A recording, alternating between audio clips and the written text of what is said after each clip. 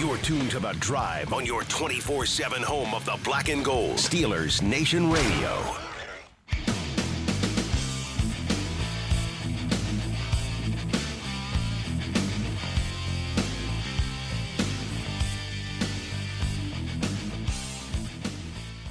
Good afternoon, Steelers Nation. It's The Drive on the Steelers Audio Network here on a Thursday. Wes Uhler and Matt Williamson with you as we approach the end of January. This is always a weird week, Matt, because we're still in the regular, well, not the regular season. We're still in the season, but there's no games this weekend. I guess there is the Pro Bowl game this weekend, but that might be the only Pro Bowl conversation. I would say there's Senior Bowls weekend. I didn't even know when the Pro Bowl was. I don't think I've watched the Pro Bowl since I was 8. Right. Since Sean Taylor destroyed that punter, right? I think that was the last time I've watched a Pro Bowl. That might have been about 20 years ago. And now that Shorter Sanders is in there, it makes me want to watch even less. Like, this is the most meaningless thing on the planet. Just total shiny silver object here. But I was laughing. I think it was Fox Sports or somebody released the report on top 10 NFL jerseys sold this season. Okay. And like that interests me. Aaron Rodgers was up there. Was it? Drake May was up there. Caleb Williams was 1. Josh Allen was 2. Okay. May was really high. Aaron Rodgers was in the top 10. Is Shador real high? Top 5. He Really? was like 4th or 5th. Okay. And I mean, I understand there's like a cult of personality around him and his dad. Right. Some of that stuff be from a fan of whoever Colorado. you want. I don't care. Right. But he's the worst player you mentioned. Yes. One of those in the top 10 was not like the other. Right. And, hey, you know this, not as much now at my age, but I used to be super into sports jerseys. And oh, yeah. You go into my closet, there's a whole area of my closet that's Steelers jerseys and Penguin sweaters and a couple soccer kits in there as well. USA and Germany and England and France and a couple. My dad used to buy me the soccer kits when he would go on tour when I was younger. But yeah, spending your hard-earned money on a Shador Sanders jersey, hey, to each their own. Hey, do what you want. But yes, it is a kind of weird time as we're still trying to wrap up all the coaching stuff nationally. Yeah, there's all the assistant stuff coming in. And then assistant every day stuff there's for the little Steelers. things all the time. Yes. Right. And with that, Matt.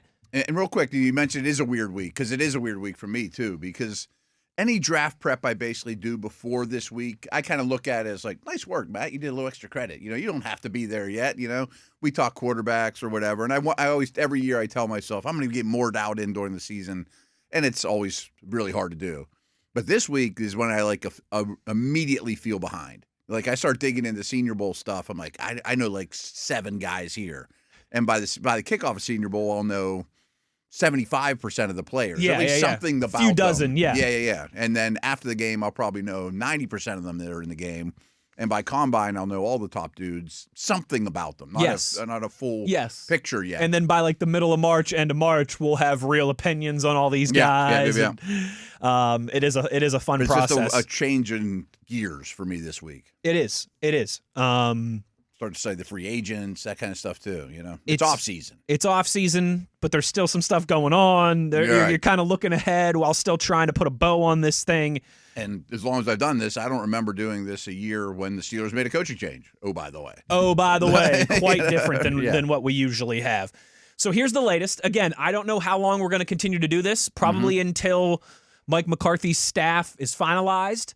And because remember, Matt, there's also still 2 head coaching vacancies across the NFL. Now I think we have an idea who they are. I was just going to say, I think we have an idea of who the Raiders and who the Cardinals are kind of zeroed in on. But until those things are officially official, there's still some uncertainty there, certainly. Mm-hmm. But Matt, the problem if you're those 2 teams though is all these good assistant coaches are inking elsewhere. That's a sticking point. That's the biggest thing for me too. The whole coaching cycle is a flawed process. It is. I don't know what the answer is, but it's a flawed process. I don't know if there will ever be a perfect answer to it. Yeah. As you and I have talked about, I think it is certainly much better than the coaching process in college football, but it is still far from perfect. But you're right. That's the biggest thing. In a lot of ways, you don't have the urgency to hurry up and hire somebody in the NFL because there's no transfer portal. The combine's at the end of February. The draft's at the end of April. Free agency is what it is. Right, yeah. Guys have their contracts or they don't. They're either under contract or they're free agents in terms of your roster. But you're right. It's really the assistant coaches. It's the staff. Yeah. It's the staff that there's some sense of urgency, that there's some, there's only so many lifeboats on the Titanic, and we want to try and get a seat. Because so many people want someone from a Super Bowl team, rightfully so, but you got to wait so much longer. And then what if you don't get one? And then you're kind of back to square one. So with all of that, a lot of moving parts. This is all fluid. And Matt, I want to be clear before we start discussing some names with the Steelers here. I want to be crystal clear about this to everybody, okay? To you, to everybody in the audience, if you're watching on video, if you're listening on podcast, listening live on Steelers Nation Radio, whatever the case may be, these are all reports. These are reports, right. So all the names that we're about to discuss for coordinators, for position coaches, all this stuff, until it is officially announced by the Steelers on Steelers.com, on their social media accounts, these are all still just reports. So I just wanted to be clear about that before we jump into some names. So correct me if I'm wrong, and I feel very strong about these reports are true. Don't get me wrong. Absolutely. That's why we're bringing it up. Absolutely. It's not like any rumor floating around. And it's not Joe Schmo, Steelers Nation Sixburg on Twitter who's reporting these things. It's good people. Yes. Right. Yes. So officially, is Mike McCarthy the only coach on staff at the moment? Well, other than the ones that they retained. Okay, those are official too? Okay, I wasn't sure about. So I guess it's a fair question by you, because I don't know exactly how that works, but I would imagine if they were still under contract and they're being kept. Because coaches usually sign a 2-year deal. I assume they just stayed and, they weren't terminated. To use Tom Arth as an example. Yeah. If he's got another deal on his contract already, he doesn't have to do anything. And it's almost like you don't really have to make an official announcement or anything. He's staying. He just keeps going to work every day. Exactly. Keeps showing up, same security badge, same parking spot, all that good stuff. So I would imagine. I'm not making fun of him by any means, but the first day of the Senior Bowl, Carl Dunbar was on the field with the D lineman, as he always is. I know where this is going. In full Steeler gear, and I knew at the time when I watched that he had been relieved of his duties.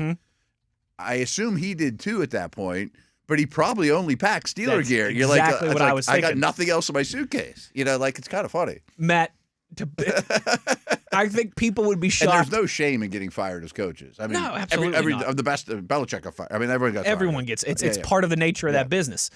I think people would be surprised how much of these lifers that their wardrobe is made up of team apparel. Oh, or how much they actually have, or how much they give away and stuff too. And this is obviously more than fits in your closet. Totally. Yeah. And this is obviously different than a coach going to something like a scouting combine or a Senior Bowl or a pro day. But it always cracks me up how so many of the Steelers coaches you should see when they get onto the plane for our road trips. Oh, I've never been a part of that. They might have like a little plastic bag with some food in it, and that's it. And I'm like, where's all their stuff? But then I'm like, in their lockers. The equipment guys have it. They're just gonna grab a hoodie and sweatpants and throw it on. Like they're spending all their time at the hotel and meetings and film study and final prep and all that stuff. And they're comfortable. They're not players with their $1,000 outfits and suits. And, it's hilarious to me how often I'm like, like suitcase and like backpack with all the equipment in it. And like here comes a Carl Dunbar who's like just holding like a Giant Eagle bag with iPad with a steak and rice bowl in it. Okay. Or just an iPad. And I'm like, dude, we're going to Los Angeles for the weekend. But I'm like, they're just going to walk into the locker room and grab a hat or grab a hoodie or grab shorts or whatever they need. And you could do that. I mean, like that year at the Browns, they got mad at me. One day, I'll never forget, an 18-wheeler showed up at the Browns facility that was only full of shoes. And it was full. I mean, it was cleats, it was coach's shoes. And I think that happened twice a year. I think there's every 6 months, I think. Reebok was the sponsor back then. Yep. And if I would go into WVU and they saw that I had scuffs on my Reebok sneakers, they'd be like, "Here, you want a pair?" They'd be like, "Don't wear those again. You can mow the lawn in those or whatever." I don't know. I mean, I don't want to see them again. Bright orange, ugly ass shoes, It's so good. It's so good. But they get mad at you. You come down here when you get stuff on your shoes. We got a million pairs. The only time I've ever experienced anything about that, I know I've told you this before, but in another lifetime, I worked for the National Lacrosse League in Philadelphia. Yeah. I worked in their corporate office doing marketing stuff, and we signed a sponsorship deal with New Balance. We closed the deal. We closed the deal with New Balance, and like a few days later, boxes and boxes and boxes of New Balance shoes and jackets and hoodies and T-shirts and shorts showed up at our HQ, at our corporate, as like a thank you, like a welcome to the New Balance family thing. But you probably all got like a pair. Well, or two. There was only though probably 10 full-time employees in the corporate office. You know, like salespeople and marketing people and digital media. Yeah. And so we got to comb through like, I want these shoes and this hoodie and this jacket and everything. But that was probably 1/100th of what an NFL team gets. Yeah. You can go down any time and get a T-shirt or whatever. You know, it's good perks. It's good perks. That's kind of how Max Starks is. Like Max goes every game. Max goes down to the equipment room and comes back with a new hat or a new yes. Yeah, okay. He'll be like, "Oh, I have to do a 70-second TV hit with Missi Matthews. Better go get a new hat. I mean, I gotta be wearing the current gear." But you're right. I don't know where it all goes. I mean, I was only in the league 1 year. These guys have coached forever and ever. Like, I'm sure some you give to friends. It goes to friends, it goes to family, it goes to kids, and it goes to the local Goodwill or Salvation Army whenever they end up taking a different job. And you have so much of it too. So much of it. Right. I've got a buddy who lives in Morgantown. Brown stuff went to eBay. I've got a buddy who lives in Morgantown, and you should, every time the football coach or basketball coach is fired or moves on, is replaced. Yeah. Like the next week, he'll like hit like a couple, and you should see all the stuff that he's gotten from the years of like. And it's official gear. Bill nice, Stewart and clean. Neil Brown's old, Bob Huggins' old stuff, and all these people that are no longer coaching. Yeah, it is. There's a game to 2 or 3 things to keep for when they're retired or whatever. Right. But we're man, I really liked those sweatpants. They fit me perfectly type thing. Think how much Penn State gear Paterno had. Good Lord. I mean, think about how much James Franklin had. He was there for what, like 11 years? Like every year, all that like stuff. Right.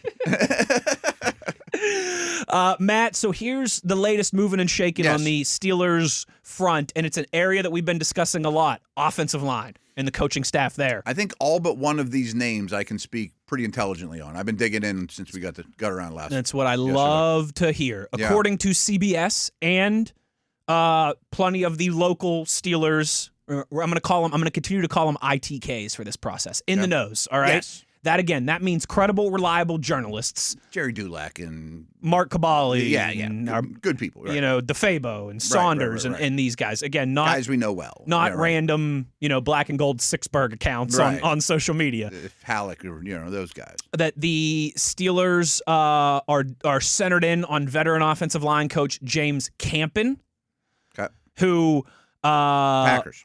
Yes, was with Mike McCarthy. He was his offensive line coach when he was in Green Bay. Mm-hmm. You're going to go one by one? Let's go one by one. So it's because there's some assistants that are, assistant coaches that are being reported too. But let's start with the guy who is reportedly, again, remember, this is reportedly going to be that the Steelers have zeroed in on their next offensive line coach, James Campen. So they're one of the most unique offensive lines to discuss in the league. And so this is kind of fun. So line coaches, I'd be like, I don't know much to say about him.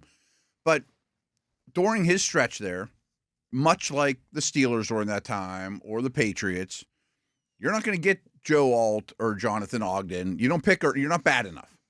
Quentin Nelson is coming off the draft board too. Yeah, I mean, especially the tackle positions. You're not going to get the 6'7" dancing bear that goes in the top 5 every year. So their line is really unique from a couple perspectives. They'll take the shorter arm tackle or Will Campbell, the 6'4" guy that's not 6'6", and play him at tackle. And more so than any line in the league, even like Bakhtiari was the best guy during that stretch. Pro Bowler, great player, but he wasn't an early pick. And he was like a third rounder, I want to say, I think. So. But he was not one of those nailed on top 10 dancing bears. No, like you didn't look at him at the combine and be like, that's easy. Oh yeah, I'll take that. I can scout that guy. Yeah, that's easy. That's not Orlando Pace. Joe Alt. I was like, I can tell you that guy's a top 5 pretty pick. Good. So what's crazy about their line, or interesting, or kind of unique, is almost all their linemen looked exactly the same. They didn't have like this. You mean in terms of like body type? Body type. Okay. They really had a type because they couldn't get the elite body types, first of all. So you kind of settle, but not really settle. Almost all their dudes are like 6'4", 6'4.5", pretty squarely built, 310, and their tackles don't look that much different than their centers, and more so than any line out there. Yeah. Of course there's differences here and there. Not many fat guys. You don't see many round dudes, but you see fewer of those in the league now than ever. Got to be able to move. But the other thing that I thought was noteworthy is maybe more than any league or any line in the league in that stint, they would put their best 5 out there. Like cross-trained them well. Like the positionless basketball that you and I have referenced a few times. We're going to put our best 5. Obviously, someone has to know how to snap. But if you're not a guard by trait, we'll turn you into a guard because you're one of our best 5 blockers. Mm-hmm. And it's kind of odd to me that they all kind of look the same. But he's considered a good coach. He didn't have the best resources to work with and made it work in a big way. He's 20 years of experience as a coach in the National Football League. He also started 50 games as an offensive lineman for the Packers and the Saints back in the 80s when he was a player. I didn't know he was a player. But he was with the Packers from 2004 through 2018. So the vast majority of his time with the Packers, from assistant I would offensive. say almost every one of those years they had an above average line. Yeah.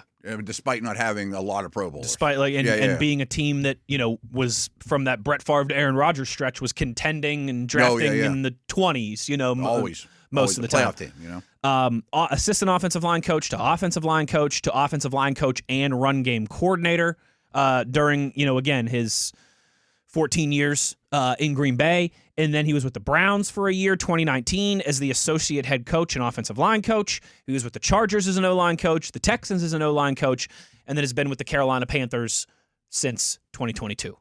Okay. So that's kind of his just background for everybody. So he's coming from the Panthers now. Yes. They got a lot of that line, too. They invested in it heavily. You wouldn't think of that as a top line, but it's got a lot of nastiness to it, especially in the interior. Now, there are some decent investments there. They spent money on that group. The guy from NC State. Icky is a high pick. He hasn't been great, but he was really raw coming out, too. And they might have drafted him before James Campen came on board, if that makes sense. That makes sense because he's been there. I think it's his 5th-year option year. I think you're right. Yeah. So that would make sense that they brought him in after that, and I think he's gotten better from when he started, and everyone thought, "Oh no, one of the better lines in the league. This guy might be a bust." Line in the league or so. Yeah. But as you mentioned, his tenure with the Packers. That's what's most notable to me. Absolutely, it was a little different than the way the other top teams 10 did scoring offense 9 times.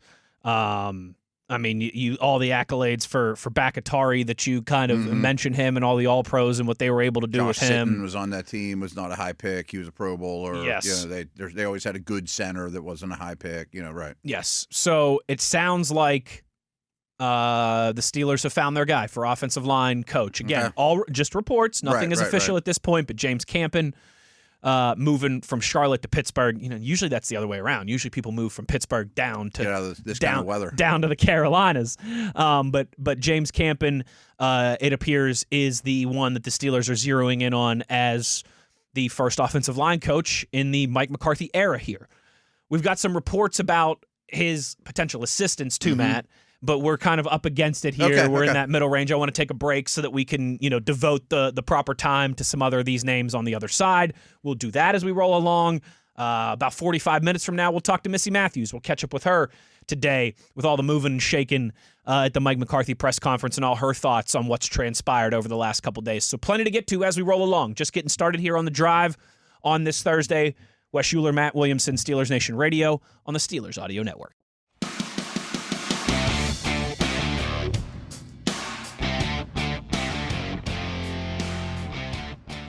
Sticking with the offensive line conversation here as we kick off the drive today. Tunch and Wolf will be very proud of us, by the way. Starting with the big guys. For this time that we are devoting, to such obviously an important position group. And the offensive line quite often gets overlooked, but not on this network, not in this town. So, in addition to reports of James Campen being the offensive line coach, reports also this afternoon that the Steelers have requested to interview Cowboys assistant offensive line coach Ramon Chinyung, I believe is how he pronounces his last name, and Saints assistant offensive line coach Jari Evans. Evans, a Bloomsburg alumni. I didn't know about Evans. Okay. He's a Bloomsburg alumni, actually. Played for Mike McCarthy in 2017 and has been on the Saints staff since 2022. And so I imagine those guys would be for the same role for assistant offensive line coaches here, but those are kind of the other two names that have been reported amongst that group in the last 24 hours. Well, Evans is a finalist for the Hall of Fame. I mean, he's a tremendous football player. I always got a kick out of camp when Munchak was the O-line coach. There'd be a day where the assistant O-line coach had to be in charge of the O-line, and it'd be like, where's Coach Munch? Yeah. He's at the Hall of Fame He's ceremony. At the Hall of Fame He's ceremony. got his jacket on. Yeah. And he's like, oh, that's cool. I get it. That's an excused absence. Right. All right, we'll allow it. But Evans is an all-time great guard. I mean, he was a killer for the Saints. I don't know how long he's been coaching. Maybe he's just starting to get into it. I don't know. I mean, but other than his playing career, what I can say about both these guys lumped in together, I didn't know Evans was a finalist, is both these teams have drafted O-linemen heavy lately and high pedigree guys, much like the Steelers. That's why I'm going with this. You know, like you look at Dallas, their first-round pick this year was Booker. The first-round pick the year before was Guyton, the left tackle. They have a second-year center. So it's a lot like the Steelers line in terms of young, high pedigree dudes. Mm-hmm. And the Saints are one of the few teams, just like the Steelers, that went back-to-back years drafting first-round tackles. And it's worked out. I mean, all these guys have been basically hits, too. They're getting a lot out of them, yeah. 100%. So they've worked with high pedigree young guys. Yes. It sounds like they're kind of putting out interview requests for the assistant O-line coaches at this point. So I don't even know if calling them finalists is proper, but just maybe starting the feeling out process. So we'll at least get people a little familiar with if you them, will. right? But yeah, Jari Evans started coaching in 2022 and has been with the Saints exclusively. Okay. He was a coaching intern, then an offensive assistant, then assistant offensive line coach. But former great player. Oh, yeah. Without a doubt. Was a Super Bowl champion there when the Drew Brees, Sean Payton, years, right. 4-time first-team All-Pro. He's got a strong case for the one-time second-team All-Pro. He was the 2010 All-Decade team. He was on the All-Rookie team 2006, his rookie year. Saints Hall of Fame, Saints 50th anniversary team, all that stuff. I mean, he's like the Castro or Faneca type guy, right? Yeah. Yes, that's a very good example. So those are some of the other names that have just, again, this is all still in the reporting stage. I'm going to continue to kind of drive that home, but we're just kind of sharing and kicking around the latest news of the day and what we know at this point in terms of Steelers reaching out to people, Steelers zeroing in on their ideal candidates. They're all at different stages. A lot of these things are, some of them they've narrowed down and they're knocking on the door. Other ones they're still in that kind of casting their wide net and starting to narrow that field. But that's the Steelers have officially signed the wide receiver coach, though. We talked about yesterday. So again, or maybe it's not official, but I thought that I hesitate to use the word official. Yeah, you know what I mean? shouldn't. Until it's like up on Steelers.com, which I don't see right now. And you hit the coaching button and there's his face. Yes. But that sounds like it's been agreed upon. Okay. Via that one seemed pretty strong via the reports. Yes. And then, Matt, a couple more here as it relates to the offense, not specifically the offensive line coaching staff, but the offense in general. According to Jeremy Fowler, who we've referenced before, formerly of this parish, he's, of course, the senior NFL reporter for ESPN. The Steelers have notified the Saints that they plan to interview Scott Tolzien for offensive coordinator under Mike McCarthy. Okay. Scott Tolzien. Pardon me, yes. Tolzien played quarterback at Green Bay under Mike McCarthy. Yeah. Lifetime backup turn coach type guy. There's so many of those. Which we like those. We like those quarterbacks that the Frank Reichs and the Kubiaks and all those guys. Especially the backup like a Hall of Famer and around they see a star in motion and they help kind of make that guy into a great player. And according to Fowler, he's getting some attention because people like what he did with Tyler Shuck this year down in New Orleans. That adds up. I had heard his name plenty over the last several days. I remember him as a player. He was not a super gifted, John Elway type, obviously. He's a backup that was good from the neck up, and that type of guy. Good college quarterback, mid-round pick, the typical future coach resume. Yes. Yes. According to Fowler, also Patrick Graham is in Pittsburgh today to interview for the Steelers defensive coordinator job. That's the one I dug in heavy since we were here. Yes. I have a feeling that potentially by the time we're on air tomorrow, that could be official. It could be. If not tomorrow, I think certainly by next week. But again, I'm kind of expecting it. Just by reports. And I am too. But we all know, like, sometimes someone else comes in for an interview and blows you away. Sometimes someone you had zeroed in on, you're not overly impressed with their interview, and you maybe second guess things. But it sounds like Patrick Graham is, to use a NASCAR term, is in the pole position. It sounds that way in a big way, yeah. And according to Jeremy Fowler, he's in Pittsburgh today for his interview.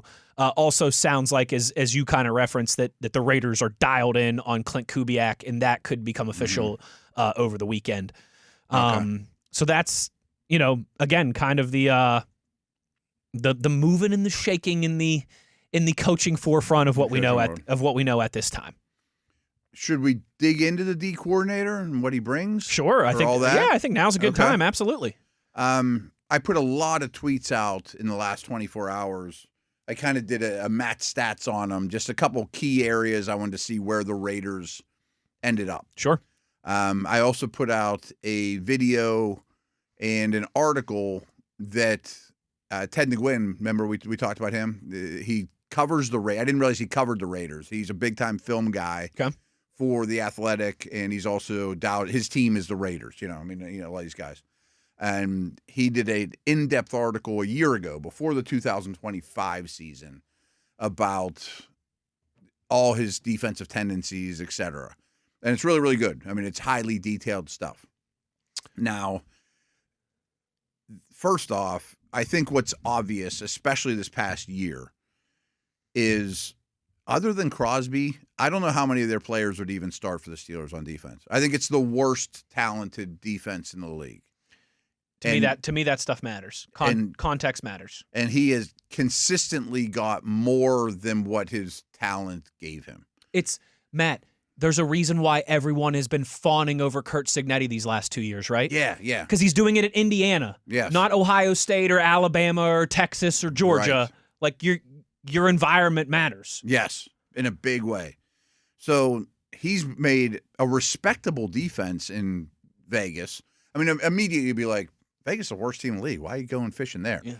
Well, they had the worst defensive talent in the league with one star who's slightly declining. And the advanced numbers and a lot of the numbers, they end up being a middle-of-the-pack defense. Now, I wonder if you give them the Steelers' pedigree and their investments on that side of the ball, which dwarf the Raiders. I mean, they have a lot of retreads. And I urge anyone to go to ourlads.com, look at the Raiders depth chart. You'll be like, that's who they're playing with? Like, I never heard of half these guys. Or they're guys that were Jamal Adams that never worked out, and Devin White and guys like that. Some retread guys. Big retread guys that were big misses. So he got a ton during his entire Raiders stint out of bad talent.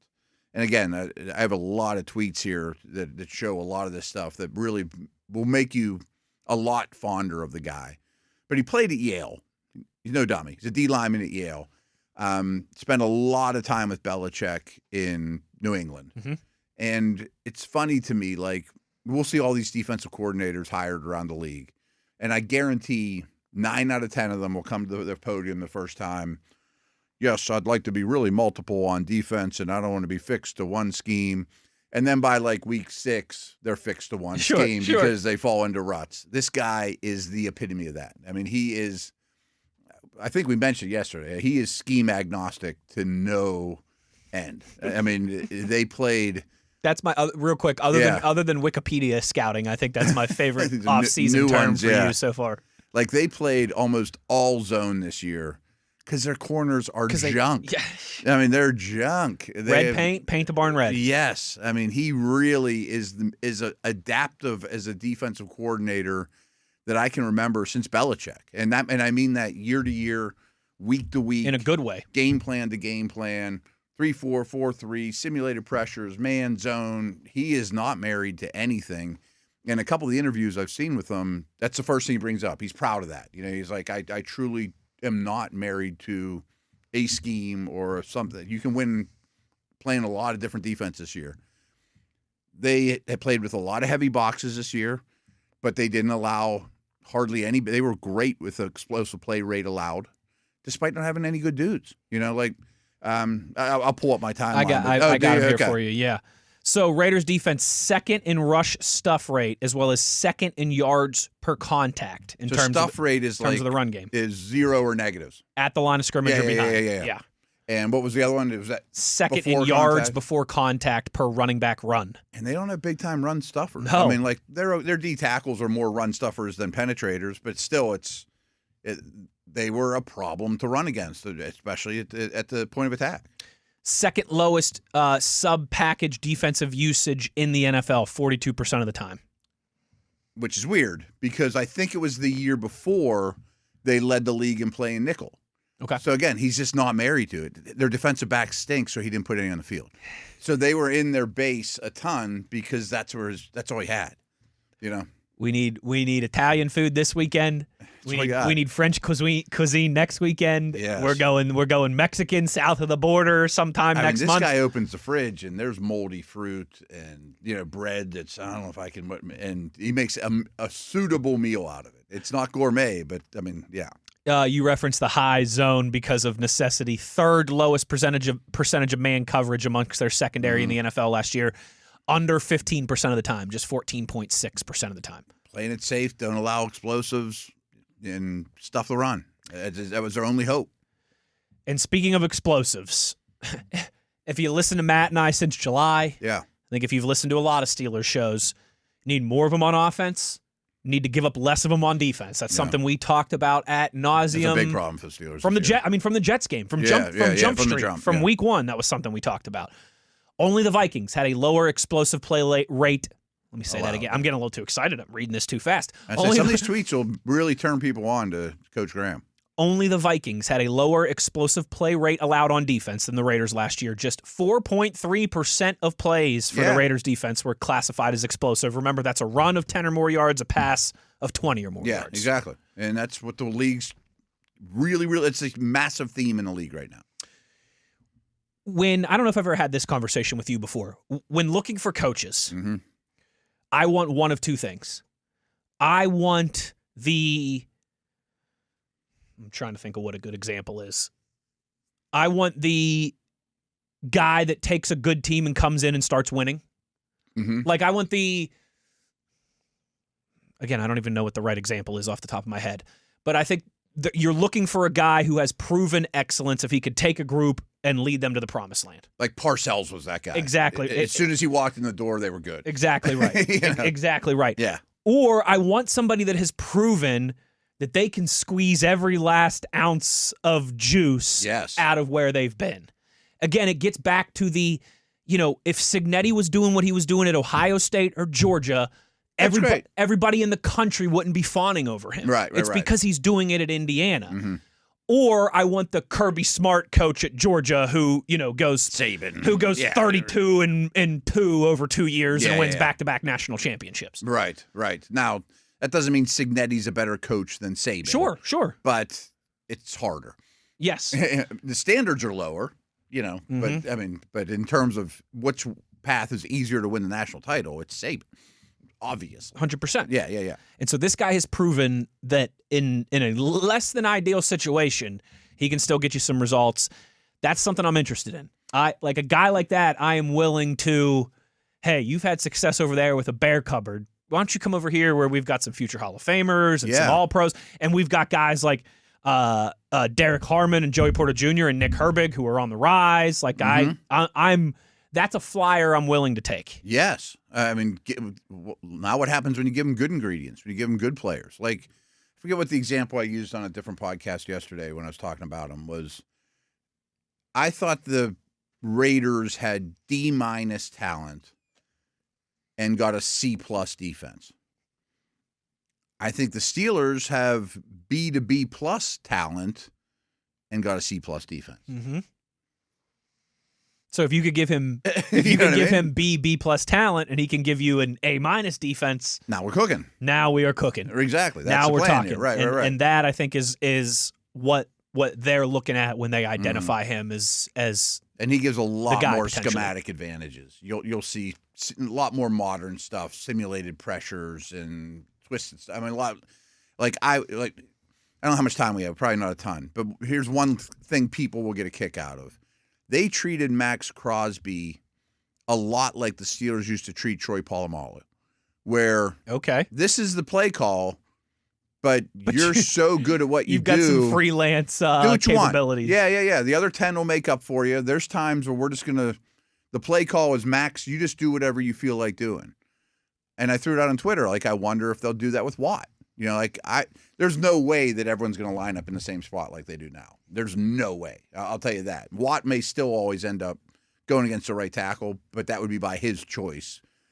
They might just Troy Polamalu him. You know, like go make plays. You're not in charge of the B gap, but you think the play's going to the B gap. I trust you. You're that good. That's the kind of stuff they do with Crosby a lot, which is rare for a defensive lineman. Pretty intriguing. It's very intriguing, and hopefully it becomes official here, and we'll have, I think, a nice kind of snapshot of what we're getting. Let's get to a break here. We'll close down the first hour on the other side. Talk to Missi Matthews in hour number 2. We'll get into some Senior Bowl stuff and some free agent stuff. A whole bunch more to touch on here on this Thursday. It is The Drive on Steelers Nation Radio on the Steelers Audio Network.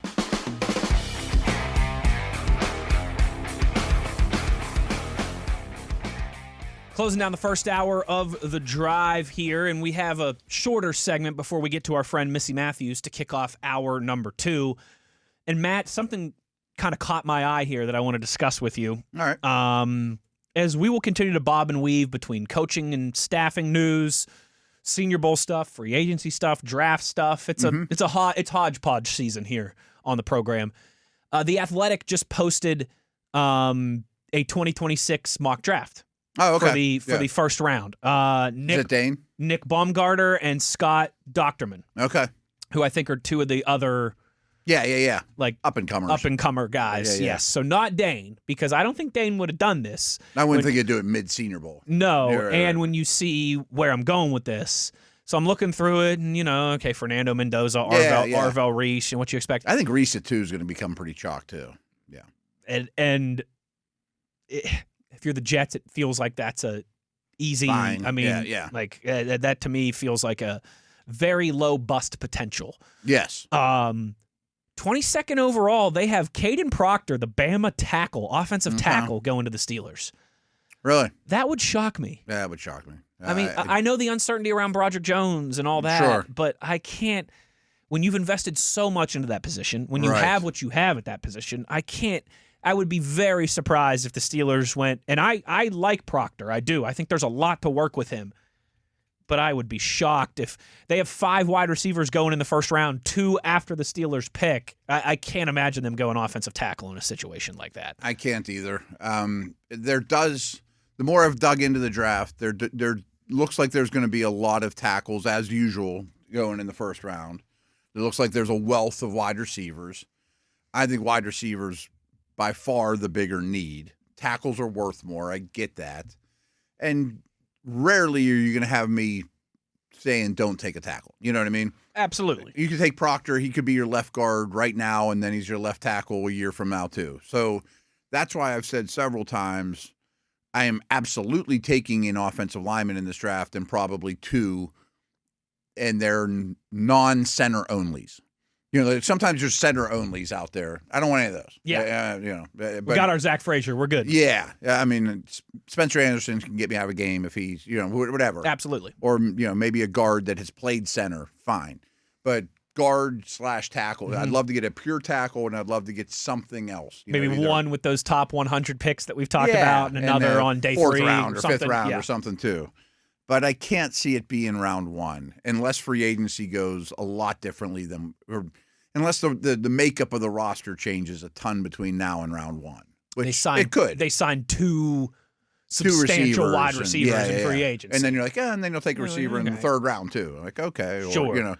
Quarterback's firmed up. You sign Willis or whatever, It's not the craziest thing I ever heard, especially when you say play him at guard for a year. But yeah, when you label it that way, I guess it's not as shocking to me. But that's the first time. That's the first time I think in one of these mock drafts that I have seen the Steelers not mock to take a quarterback or a wide receiver. And I know we're still very early in this process. I know. I think it will be real chalky that wide receiver is going to be the call across mocks.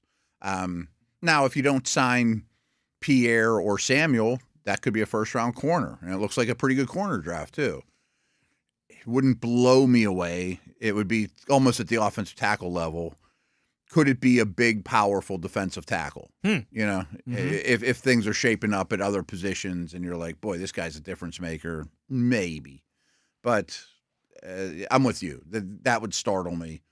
Like you said, there was a couple receivers on the board still. So in this scenario, they had 3 wide receivers off the board. It's the 3 big names that, if anyone is familiar with this process, been following this process, the big 3. Carnell Tate out of Ohio State, Jordan Tyson out of Arizona State, and Malachi Lemon out of the University of Southern California. I think those are going to be, barring something unforeseen. Pretty shocked if any of those guys are available 21.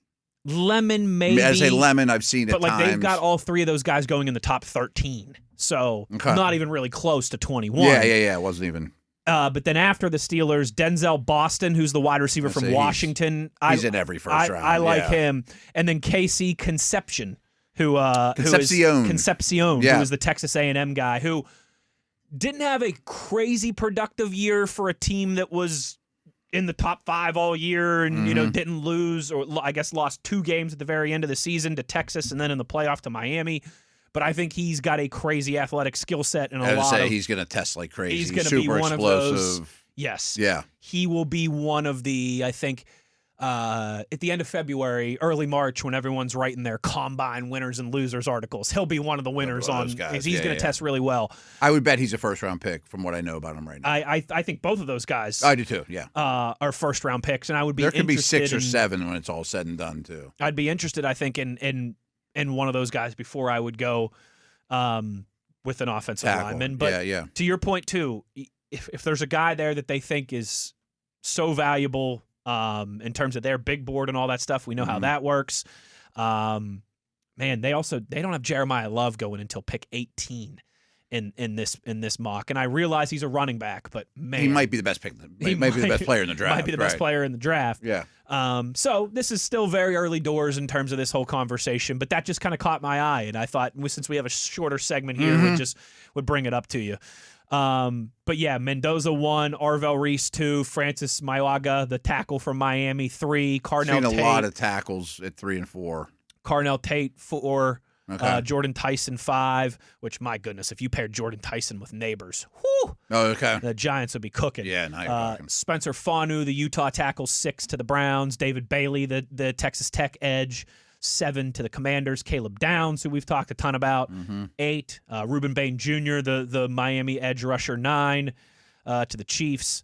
And then there's a run on edge rushers and corners and linebackers. Okay. But yeah, that was interesting. It's also a really good off the ball linebacker class. You know what it is? Yeah, it really is. There can be more first rounders than usual. They've got Sonny Styles, the Ohio State guy, going 12 to the Cowboys. He may not even last that long. He might not even last that long. And when you're getting drafted that high as an off ball linebacker, you're doing things right. You're certainly doing things right. Hour in the books. Another hour to go. We will talk to the queen of the sideline, Missi Matthews, to kick off hour number 2 when we return. Wes Uhler, Matt Williamson, halfway home. It's The Drive on Steelers Nation Radio.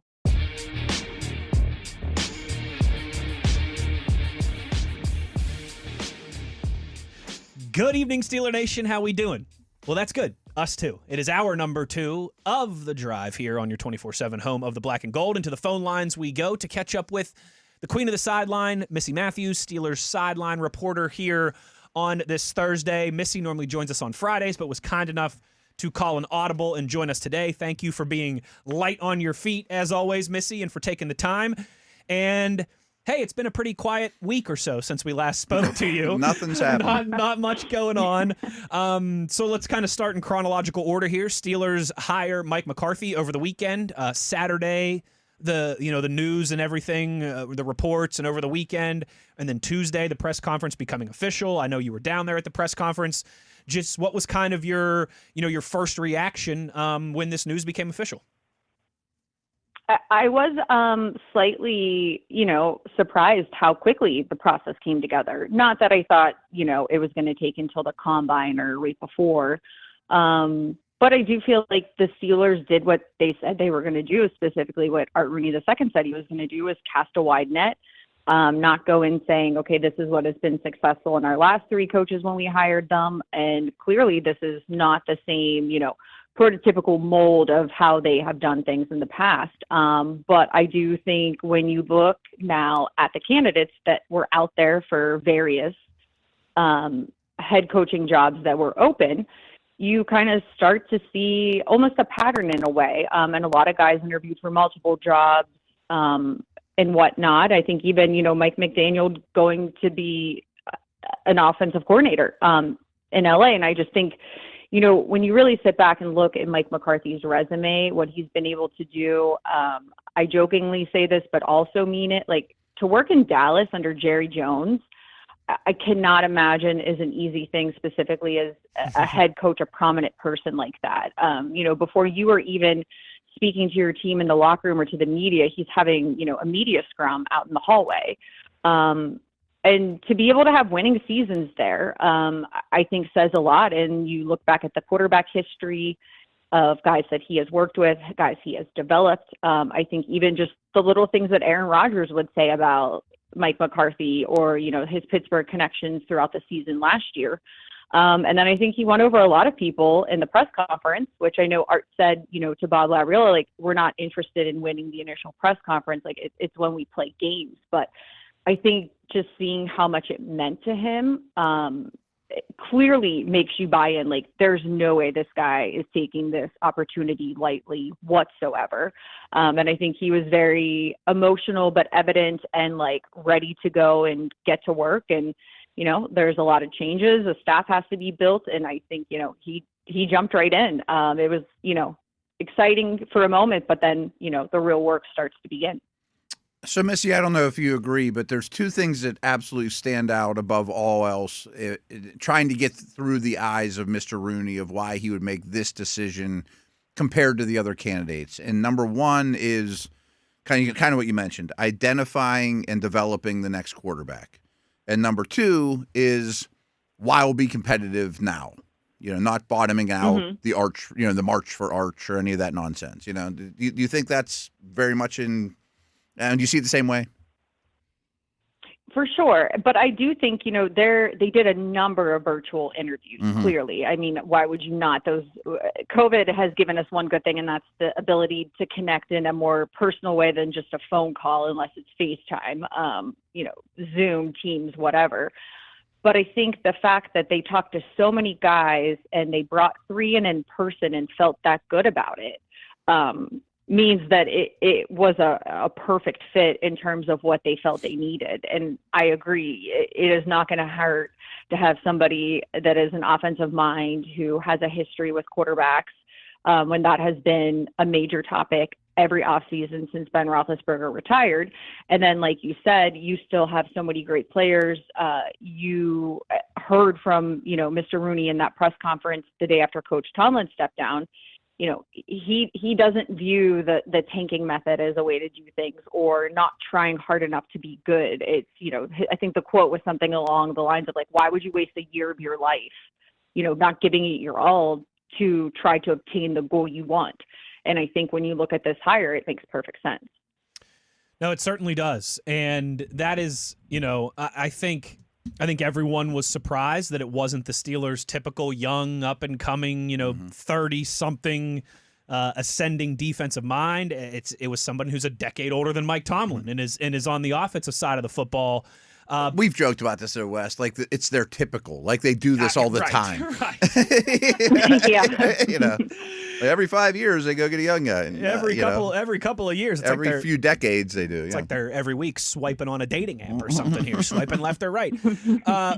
Missi, I have to imagine though, with a guy like Mike McCarthy, I mean, we all saw it. It felt like his ties to Pittsburgh, his family here. And I even think just for a guy at his stage in his career, like, hey, it's one thing if you get your dream job when you're in your 30s or 40s, right? But for another, at his stage of life where he is certainly closer to the end of his coaching career than the beginning, man, just for him to get this opportunity that I'm sure he probably thought there was not a chance that he could ever coach his hometown team at this stage in his life. I think that emotion was real and was palpable on Tuesday. No doubt. And it reminds me of, after the team that wins the Super Bowl, everyone's like, I literally pretended to be, having the game-winning catch in the Super Bowl in my backyard when I was growing up. Like, that's what me and my friends did, me and my brother, whatever. And I think for him, maybe it wasn't something, once he went to Green Bay and had that head coaching job and was there for how many years? I mean, he probably wasn't even sure if he was going to be a head coach again, after that. Sometimes things just don't work out. But then to be able to go to Dallas, have that experience. And I think also too, another thing I took away from the press conference was that year off for him to almost reset. Clearly his two youngest daughters were in attendance with him and he got to watch their volleyball games. I think it's the little things that people maybe don't realize what is sacrificed by coaches, players, people that have to be there a lot. And it truly meant a lot to him, but at the same time, he also was watching a lot of football. And maybe the reset is what he needed. And maybe that's why he, was ready to go for the interview process. I think he said there were 3 interviews he went on. But it all just seems to make perfect sense now that we've started the process of, okay, he's the guy. Now he needs to build a staff. Roster, you start thinking combine's coming up, free agency is not that far away, which is crazy. And then you start to roll into the offseason, which for once the Steelers can start at the beginning of April, which is bizarre because that has never been the case. But with the new head coach, there's different rules for teams. So the Steelers have two guys that are elder statesmen, we'll say, Aaron Rodgers, Cameron Hayward, and they're going to get on with their life's work sooner than later by NFL terms, no matter what. You're around players much, much more than I am during the course of the season. Do you have a hunch on either? How do you think their 2025 season went? Did they seem happy? I'm sure that they weren't happy with the final game, of course, but what's your hunch on both these guys and chances of returning? I mean, I feel like I know they're not going to consult you and ask your opinion, but right, They right. Well, they could for Sure. a low fee, honestly. I wouldn't 2% of their charge them that contract. much. Right, like I'd take less than like a nice dinner, but no, I just feel like Cam has continued to beat Father Time and prove to everybody who has griped about him wanting a new contract, him wanting something different with his contract. I mean, you cannot talk enough about the way that he has played these past few years. And I can't imagine being an athlete and having the day come where you have to hang it up. But I think as long as his heart is still in it physically, man, did he give it his all. And I think the, investment in the defensive line with younger guys has also helped significantly. He's not playing the amount of snaps that we have seen him do in previous seasons that we knew were not good for him, in terms of the number. But I just think he's just been so close, and I can't see him quitting just yet. Not quitting, but not trying to get to that Super Bowl or, what he wants in terms of the playoffs, until it's like at a point where you can't happen. Now for Aaron Rodgers, I have absolutely no idea. Yeah. Do I think that Mike McCarthy being the head coach could sway him? Potentially. Seems appealing. But he could still want to, he could still want to play though and say, hey, like, what's up with the Vikings? Like there's just too many unknowns. But I wouldn't be mad if Aaron Rodgers came back to the Steelers. I just think the energy that he brought, the way he unified the team, brought along an offense that, had several warts and things that they had to deal with in terms of adversity. I don't think it would be a bad thing. And I also, kept going back to some of my notes after they announced the McCarthy hiring from throughout the season, and just the things that Will Howard had said about Aaron Rodgers that he did for him to help him when he was on IR, when he couldn't play.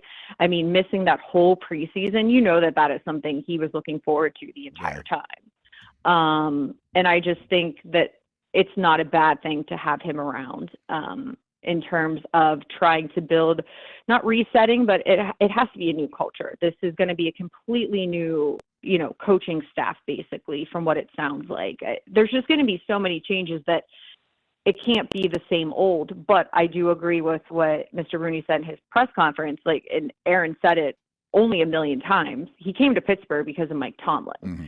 So I don't know, but I would assume that this won't be a decision that they're willing to wait for until June. I think they're going to need to know sooner rather than later. Wisdom isn't a word that I use very often in writing a football player's scouting report, but with Aaron Rodgers, I think it applies times 10. 1,000%. Yeah. I mean, just look at what he's able to do to catch teams with too many guys on the field. Yeah. Snap counts, just those little things that, like, you can't teach, you just have to have that instinct. And I think that's why he also was able to, like, endear himself so well to the rest of his teammates who probably had opinions or perceptions about him before they saw him in Latrobe. And by the end, it just sounded like everyone just wanted to hang out with Aaron just to learn, not just football, but life things from. And he just was that magnetic force that I think was very good for them. We kind of laughed about it earlier in the week, Missy, when you have your long-term franchise quarterback, you never talk about that position. We were never talking about quarterback stuff when Ben Roethlisberger was here, except for just talking about how good he was, and he was a future Hall of Famer and always gives you a chance to win and that kind of stuff. And when you don't have that guy, it seems like that is all you talk about, is how you can find that next guy. We all know, and when you are in the latter of those groups, like Steeler Nation is right now, quite often the young unknown backup is like the prom king. He's like the most popular guy in town. Mm-hmm. And we certainly have seen that. There's like a cult of personality around Will Howard at times, it seems. And I tell you what, Mike McCarthy did not do anything to throw any water on that fire. In fact, maybe threw some gasoline on it, talking about Will Howard down there and how excited he is to work with him. Guys, I mean, as you know, it's hard to take the Yinzer, out of Pittsburgh. And I am sure that has carried him everywhere. I know there are certain words that I say funky, and I have tried very diligently to remove them from my vocabulary.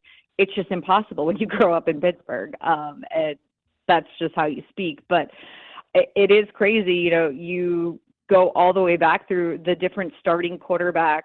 Mitch Trubisky being a Pittsburgh Steeler feels like a lifetime ago. And it really wasn't.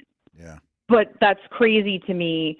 That was the year they took Kenny Pickett in the first round. Mitch was the big free agency signing. They went with Mitch first. The whole story. And then Kenny Pickett was the guy in 2023. And then I think even 2024, I guess it's not last year, 2 years ago now. That just seemed wild, the way that, Kenny didn't want to be here. They got Russ, Justin, and you're just going, this is crazy. And then last year, I think the Aaron Rodgers thing really took everybody by surprise when it was initially said that it could be a possibility. So who knows how they're going to approach this, where another quarterback is going to appear from, how they are going to obtain them. That guess is, as good as anyone's. I have no clue, but we know, and I don't think the method of the Steelers taking 4 quarterbacks into training camp will change. I can't imagine that would change. I haven't gone back and looked at, McCarthy's rosters in terms of position at his previous stops, but that just feels like a very Steelers thing that isn't going to go away. So to say I'm excited and, you're always on your toes for the rest of this offseason is kind of going to be true. I really feel that way just because there's so much newness at every step, every benchmark, every tentpole event.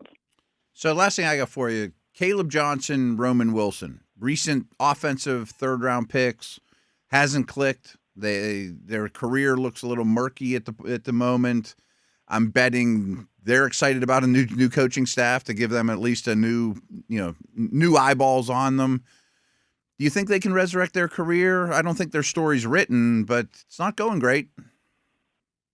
Not going great. No, I am curious, maybe with Arthur Smith not being here, if that changes, because it did feel like, especially for Roman Wilson, he got in the doghouse and it just felt like he couldn't get out. Yeah. And I don't know for sure if that was the case, that it was, definitely Arthur. I also think the offense was just very different this year. I think the Jonnu Smith addition late kind of put things in flux. I think Darnell Washington emerging changed things a little bit too.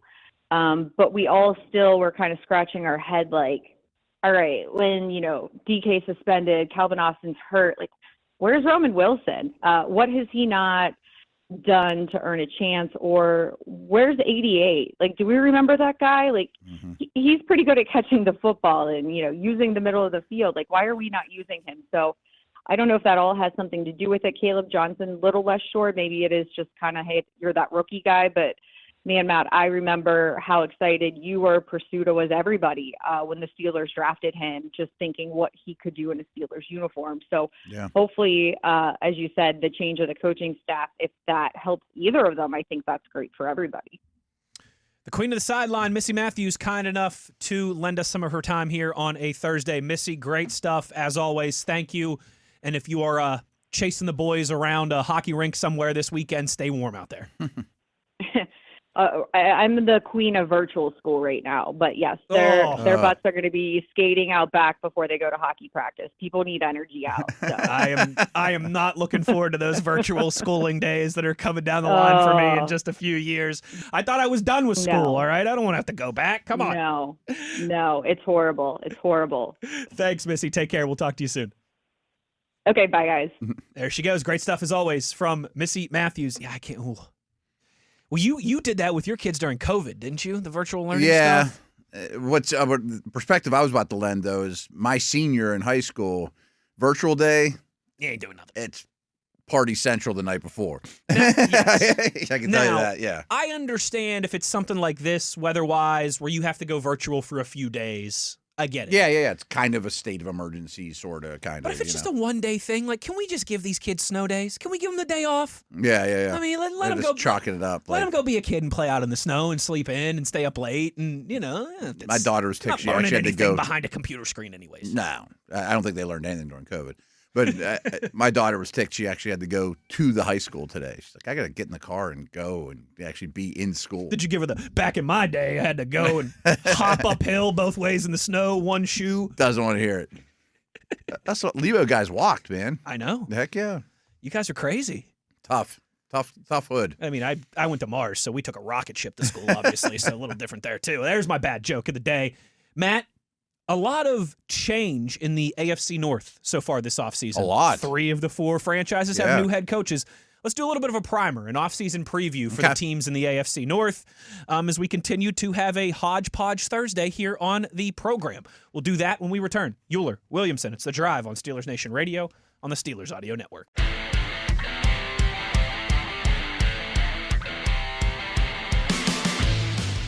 Back on The Drive here on this Thursday, and let's take a look at our division here, Matt. Yeah, we haven't done that in a while. Lots changed. A lot has changed, and you actually sent me this really good rundown, just kind of a AFC North offseason rundown, if you will, almost. State of each team, where they're at now, cap space, stuff like that. And I think that's always important, fun conversations to have during the offseason. But again, like I said before we went to break, especially when you have a division that has 3 of the 4 teams have new head coaches, new era, new staff. Yeah. Really kind of, starting a new page, turning over a new book, a new leaf, whatever the heck term I'm looking for here. One of those 3 teams does that way too often. The other 2 teams haven't done it forever. Yes. Right. Yes. And the Bengals get Burrow back and could be in the mix, could be in the hunt. Certainly. So let's just kind of run through some of these here. Let's start with the Cleveland Browns. Let's start. We'll go alphabetical here. We'll start with the Cleveland Browns. And Matt, I think the biggest thing for them this offseason, they have the most expensive quarterback room entering the NFL in 2026. Not only is it the most expensive quarterback room in the league, it was worst in EPA. Yes, it was. So that's not exactly good return on investment. No, it is not. And we know why. I mean, the expensive guy is the one that's not playing. Absolutely. And he's not good. Absolutely right. And you've got negative EPA from him, from Sanders, from Gabriel. Yeah. So they've got some cap issues. They've got some quarterback issues. They got draft picks, but they don't have cap space. Correct. So in terms of, potential cap casualties.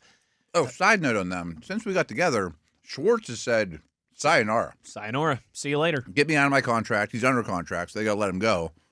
Myles Garrett tweeted something that was a little out there. Yes. It was just 1 year ago he was demanding a trade I bet Garrett is another shoe to drop too. He very well could be. And frankly, why wouldn't you trade? I know that the money might not help you, but by the time you're good again, you're so far. He won't be the defensive MVP. He's 30 now or turns 30 soon. Right. So, yeah, if you could get a fortune for him now. You could get he just turned 30 in December. Okay. Yeah. So, yeah, by the time, if you're Cleveland and you make all the right moves and you hired the right staff and all this stuff. Then you're a year away from being a year away. If you hit perfect. And he's 33 by then. Yeah. And he's probably still good. Still good, but is a not. Defensive Player of the Year wrecking force. The 2 first-round picks or whatever else you could get for him would be more valuable than, I completely agree, and he might want to do that too. It might be an easy conversation to have now that Jim Schwartz is gone. Think how many sacks he'd get on like the Lions with actually had leads. Good Lord. Right, yeah. How about Denzel Ward as a potential cap casualty? Is he? They would save $20 million against the cap. They're going to have to start making space. I only read the Steelers portion of that this morning, so I didn't look at some of the other cap casualty stuff. But I like the cap casualty section there. I do too. Yeah. Team needs for the Browns: offensive line and quarterback. I mean, obvious. Galore. Wide receiver listed too, which makes a lot of sense. But sure. They're going to probably lose Njoku, but Fannon's fine. The O-line's a disaster. And you want to know a crazy stat? Yeah. In the last 5 NFL drafts, they have drafted just one offensive lineman in the top 100. And now I know they didn't have that many picks. They didn't have that many picks because of the watch and trade, but still, in the last 5 drafts, you can't live that way. Zach Zenter, 85th overall 2 years ago. That's the only offensive lineman they've taken in the top 100 the last 5 years, and he was 85th overall. And it was late, yeah. Yeah. They have no investment whatsoever. I've said this 8,000 times, but when they made the Travis Hunter trade, I'm like, take Membo. And Mason Graham's fine. It's part of it because I wasn't real high on Mason Graham. Sure. But this was the opportunity with the extra picks. Take a tackle. Take your pick of tackles, which to me would have been Membo. And frankly, I would have been right. If you could get you would have been right. Yeah. Hashtag validation for Matt Williamson. They should have still kept you around there in Cleveland. They'd be doing much better. I think 5 of their top 6 offensive linemen are free agents. Yes. They can't even field a line. And they're all set to hit free agency at the absolute worst possible time for them. Yeah. Because Dawad Jones, a huge Ohio State dude who missed the whole year, is like the only guy that's definitely back. Right.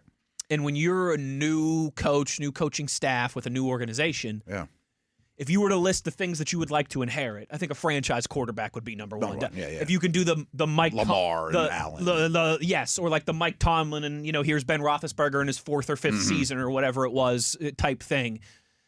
Number 2 is probably an offensive line. Yeah, it's the worst nest on the planet, and it's not even a nest because they're all free agents. There's nothing there. Right. I They rarely still say need this. to start building the nest. I rarely say this, but tanking. I put that in quotes. For them in Miami might be the move. Just totally nest build, play Shador, even if you don't think he's the guy, because you throw a quarterback in that situation, or overdraft Simpson or something like that and throw him in there, you're begging for disaster. You sure are. And it's weird because they've got draft capital. They got 2 first-round picks. Last draft, the first time they had the most last year in the league. And that's the first time in 4 years, though, they've been able to inherit anything. So, therefore, you don't have any, cheap labor. You don't have that safety you took in the 4th round. Carson Schlesinger, maybe. But no, now you do, right. Yeah, before that draft. Right. At least they got some of it in last year's draft. They did, but it's like an off-ball linebacker and a tight end. And then a running back. Yeah. And no, you need those things, obviously. You do, but it's not an offensive line or a quarterback or an edge rusher. They're not the concrete and the foundation. They're the curtains, They're the rug that ties the room together, Lebowski. Let's stay in the state of Ohio. Ew. Cincinnati Bengals. Matt, I don't know. It seems like nothing's changed. Nothing's changed. Yeah. Joe Burrow once famously said that as long as he's there, the Super Bowl window remains open in Cincinnati. Team game, though, man. I think as long as he's healthy and plays 16 or 17 games, the playoff window is open in Cincinnati. Yeah, I think that's fair. He's that good. They've managed with Chase and Higgins. They've managed to not completely fall apart despite having a terrible defense and a banged up Joe Burrow as of late. They haven't bottomed out and won 3 games type thing. Yeah. But man, they're so hard to evaluate because it feels like they are. If you just hit on a couple pieces on defense, You could see them winning 10 games. Oh, I mean, yeah. you know, they don't need to be great on defense. No, they don't. They need to be the 20th best defense. But they just keep missing. Missing. They just keep missing on that side of the ball. I feel like if we had this conversation 1 year ago, it would be very, very similar. You just got to put all your resources on defense, maybe sprinkle in a little O-line, and they did that last year. They drafted 2 guards, and they drafted everything else was defense, and nothing they've drafted on defense is paying off. And you're probably going to lose Hendrickson. Yes. And when we start talking free agents, he's the number one free agent. He's the number one guy. Yeah. We'll do some of that tomorrow. Yeah. Potential cap casualties: T.J. Slayton, Mike Gesicki, B.J. Hill. The world would keep revolving without all those guys. What do they save? Gesicki actually was kind of useful for him. Gesicki's a nice piece to He's have. okay. Yeah. T.J. Slayton would save you about $6.5 million. Right. Gesicki about $3.5 million. B.J. Hill about $5 million. Yeah. I mean, maybe the 2 D tackles go and save you about 11. Team needs edge rusher, safeties, defensive lineman. Corners actually aren't horrible. No, they're not. DJ Turner. I was going to say, I know you like like DJ Turner. Geno Stone is a free agent, I think. Is he? Although he hasn't played as well. Yeah, he's not. He was better. I wonder if they could go for like a Caleb Downs type of. They've been linked to him a lot. It's not a primary position. But man, just a game changer. They just need somebody good. They just need a game changer on defense. I don't care what. They can't miss they're again. Yes, that's the best way to look at it. You can't miss again with your first round defensive pick. Yes, and then obviously the Baltimore Ravens, still a little bit of a precarious situation this offseason. Jesse Minter, of course, hired, but still some questions around Lamar Jackson and how committed he is to being there. Some cryptic stuff on social media, I guess. Yeah, if you will. Some people in the know have hinted over the last 6 months, around 3 months, Lamar and or Burrow might. It's a non-0% chance could be on the move. Remember, like 2 weeks ago, we went through the Jeremy Fowler article of bold predictions from NFL executives, and one of them was Lamar Jackson gets traded to the Raiders. And then, as TV will recall, like a few days later, Lamar retweeted something on the X-Twitter, as Dale would have called it. Lamar shared something, retweeted something that was joking about him playing for the Raiders next year. Yeah. So and there's at least there's smoke. I was right. That's good. Going to say the same thing. There's a non-zero chance, and it's same kind of with Burrow. Yes. Potential. And what if Garrett? I mean, we just mentioned the 3 biggest stars in the division: Garrett, Lamar, and Burrow. I would like all those guys. None of them might be happy. Go somewhere else. Right. NFC is really attractive right here, guys. I hear the Eagles will pay for it. I hear the Eagles and the Lions and the Rams. Hey, the Rams have multiple first-round picks, guys. Sure. You could. Although, as I say that, could you imagine Sean McVay getting a Joe Burrow to replace Matt Stafford? Good Lord. Hilarious you said this, because on a podcast 2 days ago that I do, we were talking about, well, should they draft? We were kind of doing a off-season. The Rams got eliminated. Let's talk about their autopsy a little bit, And like, should they use one of those picks on a quarterback? And I was like, I don't think. I mean, they're going to be in it to win it now. When Stafford retires, they'll give up like 3 future firsts for Dak. And then I went, oh, no, it's going to be Burrow. Burrow's going to have 1 more year beating his head into the wall in Cincinnati. Stafford's going to be great, and they're going to give up 3 or 4 firsts for Burrow, and that's what's going to happen. And they'll keep the ship humming. Yep. Potential cap casualties for the Ravens: Marlon Humphrey, which would save them a little over $7 million a year. He's slipping. He turns 30 this summer. Yeah. And Broderick Washington, the defensive lineman, $4 million cap hit, or would save them $4 million against the cap. He played just 3 games last year. So he's going. But the issue is Matabuke, because they just invested in him. He's as important as just about anybody on the team. Maybe he's like the 4th most important Raven. And his future's totally in jeopardy with a serious, potentially career-threatening injury. They need both lines of scrimmage bad. They need both lines of scrimmage, and obviously a lot of conversation about what happens with Tyler Linderbaum as well, as they did not pick up his 5th-year option last offseason, which you and I laid this out many times. From a dollars perspective, we can understand why they did that. Oh, right. Because it's you knew that when you drafted him in the first round. There's a lot of things that aren't perfect about the fifth-year option. We all know that. Yeah. But number one on that list might be how they lump all offensive linemen in together. It's foolish. So Linderbaum's getting paid like a left tackle, even though he's a center. So it makes sense that they don't pick up that contract option. You can't give him Trent Williams money. You Lane can't, Johnson money. but you also can't just lose him and let him walk the free agency. Right. But when you took him in the first round, you're like, if he's as good as we think he is, we're going to have this problem. We're going to have this problem. Yeah.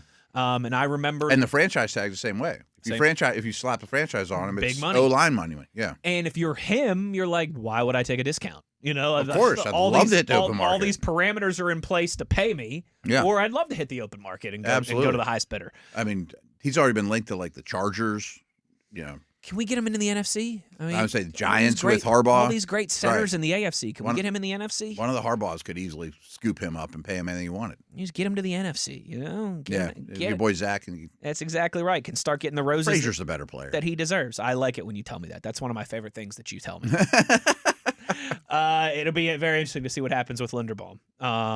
Their team needs are pretty extensive, though. They are. Edge rusher, defensive line, offensive line. I mean, it's trenches. Yeah, it's trenches. It's big people. And if you lose Linderbaum, you might be losing the best player you have in the trenches, which you also is crazy. Implementing, like the Steelers, you're implementing new systems. So, that's true. There's going to be new things arise. Maybe they want to play more 3 wide. Well, they don't have the receivers to play 3 wide. They're a tight end centric team too. And as you've talked about, Linderbaum, while we both agree he's very good, he's not for everybody. His style of play, and so maybe Mentor comes in and thinks, you know what, we can let that guy walk. We don't need to invest big money there. I can't remember if they've signed an offensive coordinator or not. I don't think so. Off the top of my head, I don't believe so. They did grab the line coach from Atlanta, who's supposedly really good. Yes, which I don't like to hear that. No. So it's that same, like I remember 2 years ago when we were all out at the combine leading up to the draft, and we were really talking center heavy because we knew the Steelers needed one, and we knew there were 3 big names.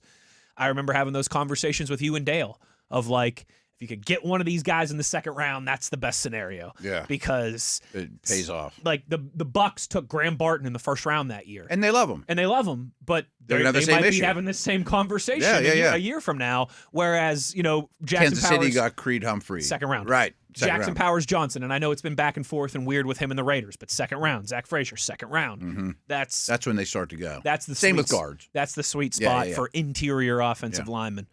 And then finally, Steelers, Matt, obviously we know, but I just wanted to share with you what they had for potential cap casualties. Yeah, they're interesting ones. From a national perspective. Malik Harrison, nearly $7 million. I haven't dug into this much, but that's an easy one. That feels like an easy one. Yeah. Jonnu Smith, about $7 million. Super easy one. Feels like a pretty easy one. Especially if you're not going to be in 13 that much. You're not. You're not. He's your third string tight end. Going the opposite in that regard. Right, yeah. Patrick Queen, which is a conversation that we should maybe have at some point. We did it briefly last week, and I'm still torn. And it's like I'd like to see a defense coordinator first. And it's so hard. It's so hard to find starter worthy off-ball linebackers in this league. How much does he save again? $13.3 million. They don't need it, but that's a nice chunk. It is, but if you save, let's say 13.5, just to make it an easier round. If you save 13.5 on Queen, but you have to go out and spend $10 million on his replacement, right, or a second-round pick, and you're not as good, so that's a real interesting one to me because I can see it from a numbers perspective. It's same church, different pew as the Jalen Ramsey conversation. I would say Ramsey's not listed there, but he should be. Like, do you want to pay him that kind of money? 20 for him. Do you want to pay him that kind of money to be a good safety? Not a great one, not an all-pro one, but a good one. It's a fair question. It's not so much about the player, but more so the cap structure around it. Also, Mason. And then you're pretty old at safety, too. I mean, not that Elliott's old, but Elliott's going to be your strong. Yes. Ramsey's going to be your free.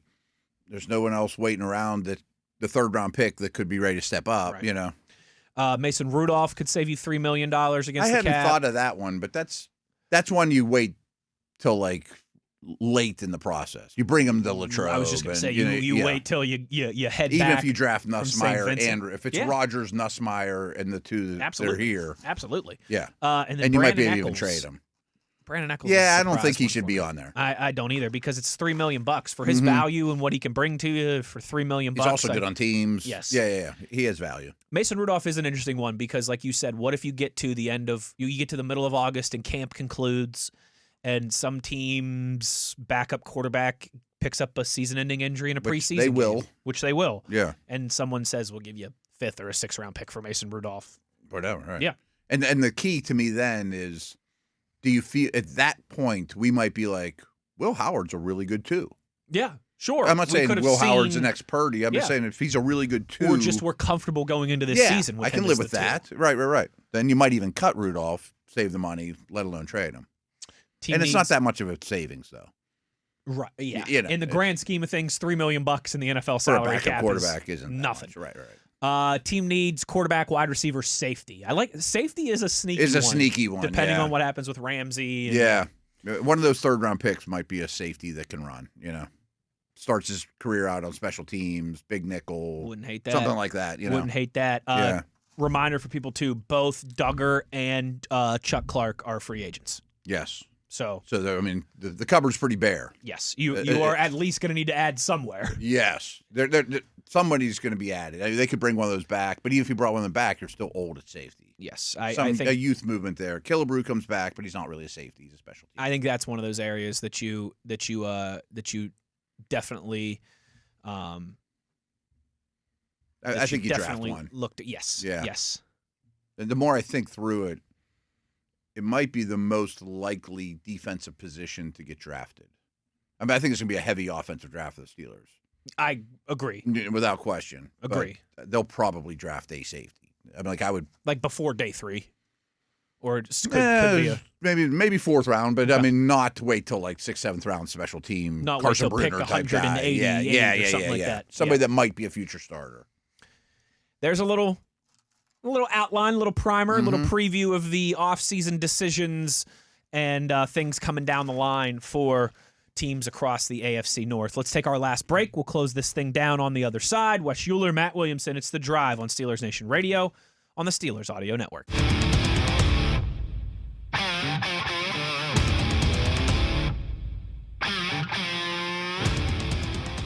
Closing things down here on The Drive on this Thursday. And Matt, we only have a few minutes here in our final segment, so what do you say we get to some tweets here? Yeah, we've been too busy for them lately. We have. And we remind people, like, you tweet us. If you tweet us something good, a lot of times I'll bookmark it, and we'll get to it at some point. Yeah, it might not be that day or that minute for sure, yes, but right. Yes, at some point in the week. This was a funny one that made me laugh. Joe tweeted and said, I just want to know, and he said, and I'm doing this sarcastically, if Mike Tomlin won with Bill Cowher's players, I can't wait for everyone to say Mike Vrabel won with Gerard Mayo's players.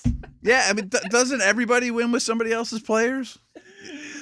Kevin Seifert won with Bill Walsh's players. I don't know. I never understood that. The thing that's funny to me about that is if you firmly believe that Mike Tomlin won with Bill Cowher's players, so why didn't Bill Cowher have more success with those players?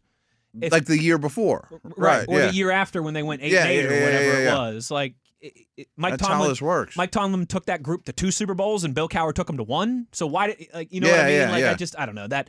I understand the premise of it. And I do think I think there's something to be said for inheriting a great situation. Slate.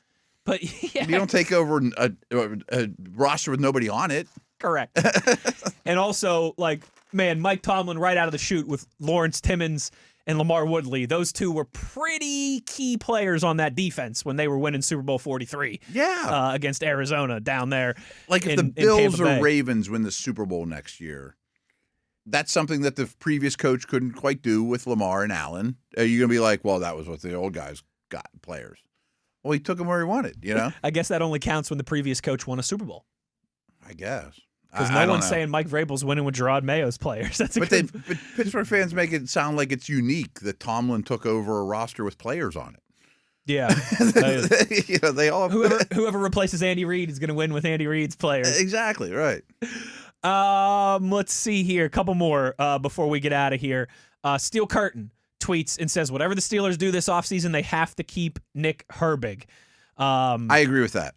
You got a year to figure that out, but I wholeheartedly agree. I completely agree. I think getting him and Joey Porter Jr. locked up long-term is not priority number 1 this offseason, but it's not too far down the list. This happens every year, but that's usually something that happens. My theory on signing guys at camp. It's the dog days. It's hot. Everyone's kind of struggling. you've been at camp for a week and a half. That's when you give Joey the contract and the Everyone whole goes locker nuts in room. the locker room and- Right. Yep. And you can do that with Herbig too. That doesn't have to happen today. They're all slapping hands with him in the cafeteria, and telling him he's treating it Sharkies later. And Exactly. I do remember that one year that TJ signed his contract extension. Mm-hmm. Like When he was like holding in. Yes, like a day or two later, he came into Sharkies. It was probably like 9:30 at night. Like you and I had just starting getting settled in, for our evening shift. We were maybe one or two high lifes deep at that point. Mm-hmm. And TJ comes in and like they just handed him like 6 or 7 bags of takeout food. And I'm like, they probably just wrapped up team meetings, like he's probably taking all that back. Like, TJ, you just signed the big contract, you're buying. And he's like carrying like 7 bags of wings and burgers and all kinds of stuff back to campus. That's always good stuff. I bet Cam was like, all right, TJ, here's our order. Yeah. Cam was like, I want 4 dozen wings. Real quick funny story that just made me think of. Max Starks has a great story about how one time Casey Hampton had a wing spot in Pittsburgh. I forget what it was. It was somewhere down in the Strip District that I don't think is even there anymore. Could you imagine just watching that? I would pay like $10 to go eat wings with Casey Hampton. Right. So Max is like, me and Hamp would meet like every other week or something at this, this wing place in the South Side, and like talk about the offensive line group, talk about the defensive line group, just cut up and hang out. He's like, one day I'll never forget. I walk in there, and there's a big bowl of 50 wings on the table, like in like a dog bowl, 50 wings on the table. And Max is like, I walk in and I sit down and I go, oh, nice, Hamp, you already ordered, sweet. And Hamp goes, what are you talking about? These are for me. And he's just licking them off the bone. I bet. Hearing Max tell that, Hamp's like, what are you talking about? These are for me. 50, Speaking of 50 wings. Nose tackles eating chicken, it reminds me of Will Fork. Like, supposedly he ate the entire chicken, bones and all. Like, maybe it's like urban legend. Like, there used to be ones about like Andre Giant. Like, he's got a second set of teeth, like a shark and things like that. They would tell people, like, maybe it's not true, but apparently Will Fork, there would be nothing left. You get the whole chicken, like a whole turkey, Thanksgiving turkey, and it's gone. This is all for me. You guys figure it out. Last one real quick. Jeff tweets and says, do the Steelers need to draft 2 wide receivers? I'd love to hear your guys' thoughts on wide receivers in the draft. It also feels like we might need some depth at inside linebacker. Well, yeah, depending on, even if Queen and Wilson are back, you will probably need to add there. Yeah. And I think as we... Low priority, though. Yeah. Holcomb probably's back. Oh, that's a good point. Yeah, that's true. In terms of drafting 2 wide receivers, I think you take one highly, first or second round, and then you take another on day 3 type thing. My plan tentatively would be spend money on a receiver you've heard of, draft one early, draft one late, 5th round flyer late, 6th round flyer late, somebody that can run with size that needs a lot of work. Yes, those 5 top 100 picks. I would like to see 1 wide receiver and 1 offensive lineman in those picks. Yes. Other than that, kind of leaning towards safety the more we talk through it too. Safety if too. You pick 5 of those, right? Absolutely. But obviously, we will have plenty more on those topics as we get closer and closer to the combine, free agency. D-tackle comes to mind, and the draft. Yeah, I'd like to add another one to that group. Maybe the nose-ish type. Yes. Yeah. Matt, good stuff today. We'll be back tomorrow to close down the week. We will talk to the Dean of Doom and the Lord of Living in His Fears, Bob Labriola, great tomorrow, time of year for that. Which will be a lot of fun. And let's do a free agency primer tomorrow. Let's go through some of the names that are going to be available around the league from a Steelers standpoint. Would you be interested? Would you not be interested? Yeah, we'll do some. That could be an extensive one. Maybe a little Senior Bowl too. Some Senior Bowl, some free agency Friday, and Bob Labriola on the docket for tomorrow. So that'll do it for us today. Big shout out to Nate Dogg on the 1s and 2s. TV on the video side of things. For Matt Williamson, I'm Wes Uhler. Take care, everybody. We'll talk to you tomorrow. As always, you know where to find us. It's on your 24/7 home of the black and gold, Steelers Nation Radio on the Steelers Audio Network.